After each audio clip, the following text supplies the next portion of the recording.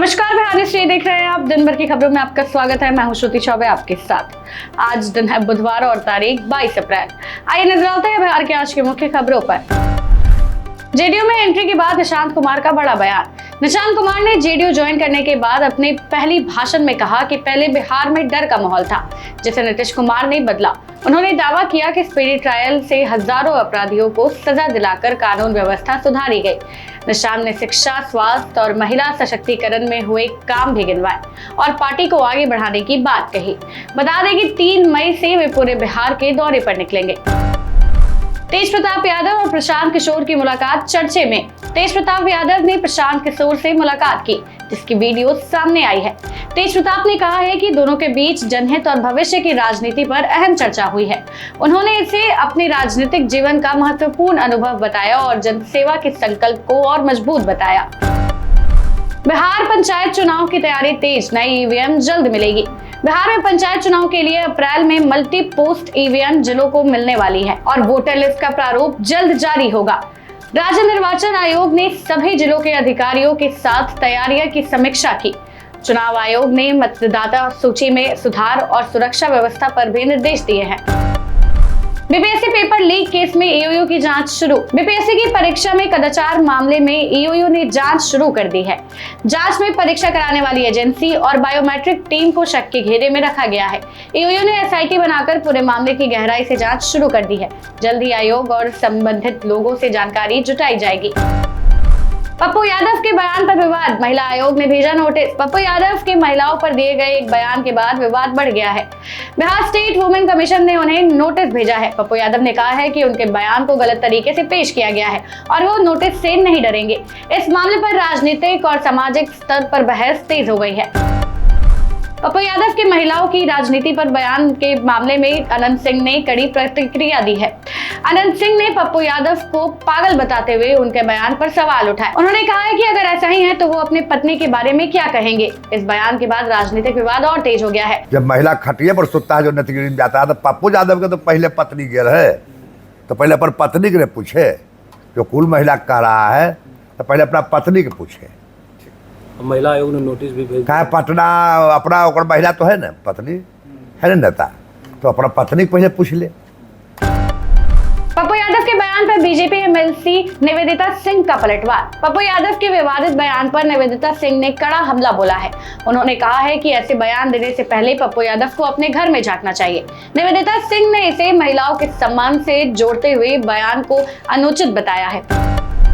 पटना में गर्मी का असर, डीएम ने दिया नया आदेश। पटना में भीषण गर्मी को देखते हुए डीएम ने नया आदेश जारी किया है।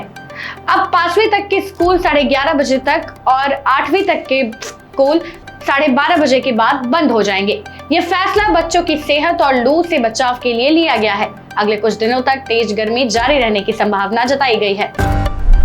पीडीएस दुकानों पर मिलेगी कोयला, गैस की कमी से राहत। बिहार सरकार ने रसोई गैस की कमी को देखते हुए पीडीएस दुकानों पर कुकिंग कोयला देने का फैसला किया है। अब लाभुकों को केरोसिन के साथ कोयला भी मिलेगा, जिससे खाना बनाने में राहत मिलेगी। सरकार ने इसकी निगरानी जिला और राज्य स्तर पर करने के निर्देश दिए हैं। बिहार के किसानों के लिए राहत, अनुदान के लिए आवेदन शुरू। बिहार सरकार ने फसल नुकसान झेलने वाले किसानों के लिए कृषि इनपुट अनुदान का आवेदन शुरू कर दिया है। आंधी, बारिश और ओलावृष्टि से प्रभावित 13 जिलों के किसान 5 मई तक ऑनलाइन आवेदन कर सकते हैं। सहायता राशि सीधे बैंक खाते में भेजी जाएगी और प्रति हेक्टेयर तय दर से अनुदान मिलेगा। पुनौरा धाम में मां सीता मंदिर का निर्माण शुरू। सीतामढ़ी के पुनौरा धाम में मां सीता के भव्य मंदिर का निर्माण शुरू हो गया है। करीब 880 करोड़ रुपए की लागत से यह बड़ा प्रोजेक्ट तैयार किया जा रहा है। पहले पिलर का काम तेजी से चल रहा है और निर्माण कार्य में गति लाई गई है। ये मंदिर धार्मिक और पर्यटन दोनों दृष्टि से महत्वपूर्ण माना जा रहा है। पटना में नशीले इंजेक्शन का बड़ा गिरोह बरामद। पटना पुलिस ने छापेमारी कर करीब 2.5 करोड़ रुपए के नशीले इंजेक्शन और दवाइयां जब्त की है।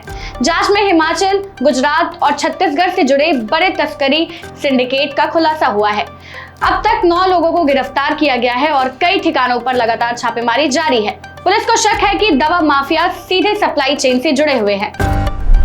पटना में पुलिस क्रिमिनल मुठभेड़, आरोपी को लगी गोली। पटना में पुलिस और अपराधी के बीच मुठभेड़ में आरोपी दिलीप के पैर में गोली लग गई। वे 19 अप्रैल को ज्वेलरी दुकान में हुई लूट का मुख्य आरोपी बताया जा रहा है। हथियार बरामद करने के दौरान उसने पुलिस पर फायरिंग की, जिसके जवाब में पुलिस ने कार्रवाई की। घायल दिलीप को अस्पताल में भर्ती कराया गया है। बाकी आरोपियों की तलाश जारी है। रामकृष्ण नगर में एक ज्वेलरी शॉप में डकैती की घटना हुई थी, जिसमें एक टीम बनाई गई थी और जो विभिन्न जगहों पर रेड छापेमारी कर रही थी।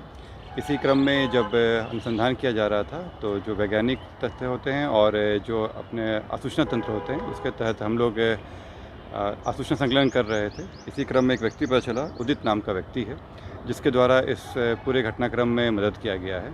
उनसे जब पूछताछ किया गया तो एक दिलीप और रोहन नाम के व्यक्ति का नाम बताया गया।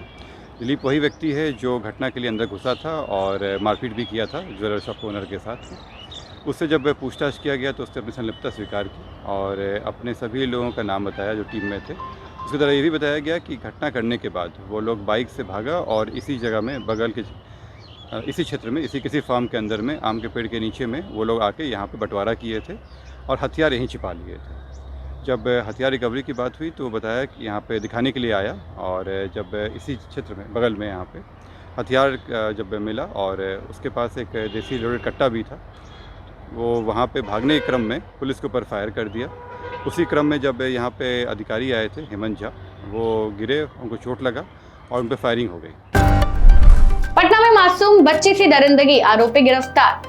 पटना के पालीगंज में 3 साल की बच्ची के साथ दरिंदगी का मामला सामने आया है। पुलिस ने आरोपी मनजीत कुमार उर्फ पीयूष को गिरफ्तार कर लिया है, जिसका पहले भी आपराधिक रिकॉर्ड रहा है। घायल बच्ची को अस्पताल में भर्ती कराया गया है, जहां जांच में अपराध की पुष्टि हुई है।